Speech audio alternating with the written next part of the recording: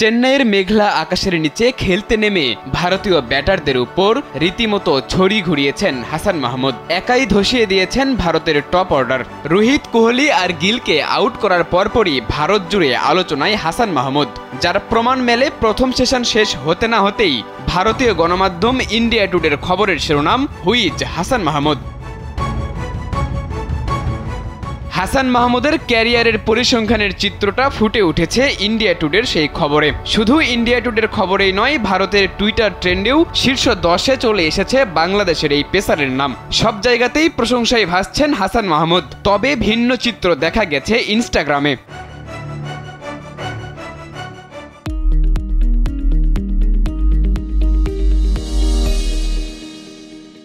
সামাজিক যোগাযোগ মাধ্যম ইনস্টাগ্রামে ভারতীয় সমর্থকদের বিদ্রূপের শিকার হচ্ছেন টাইগার পেসার হাসান মাহমুদ। সামাজিক এই মাধ্যমে হাসানের পুরাতন ছবির নিচে হাজির হয়েছেন রোহিত, কোহলি ভক্তরা।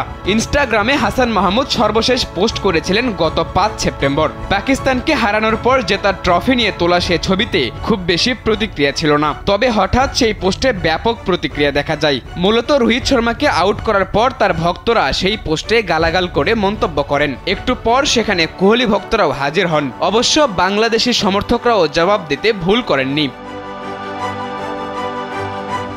এর আগে টস জিতে ফিল্ডিংয়ের সিদ্ধান্ত নিতে একটুও দেরি করেননি ক্যাপ্টেন নাজমুল হোসেন শান্ত। তার নেয়া সিদ্ধান্তকে দুর্দান্তভাবে কাজে লাগান হাসান মাহমুদ। চেন্নাইয়ের চিপক স্টেডিয়ামে ডানহাতি এ ফাস্ট বোলারের গতির ঝড়ে মাত্র 34 রানেই সাজঘরে ফেরেন ভারতের টপ অর্ডারের 3 ব্যাটার রোহিত শর্মা, শুভমন গিল আর বিরাট কোহলি।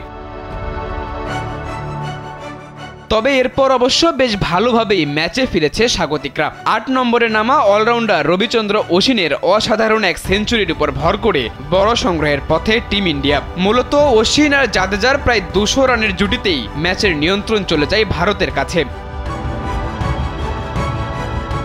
সাদাতুর রাফি, কালবেলা।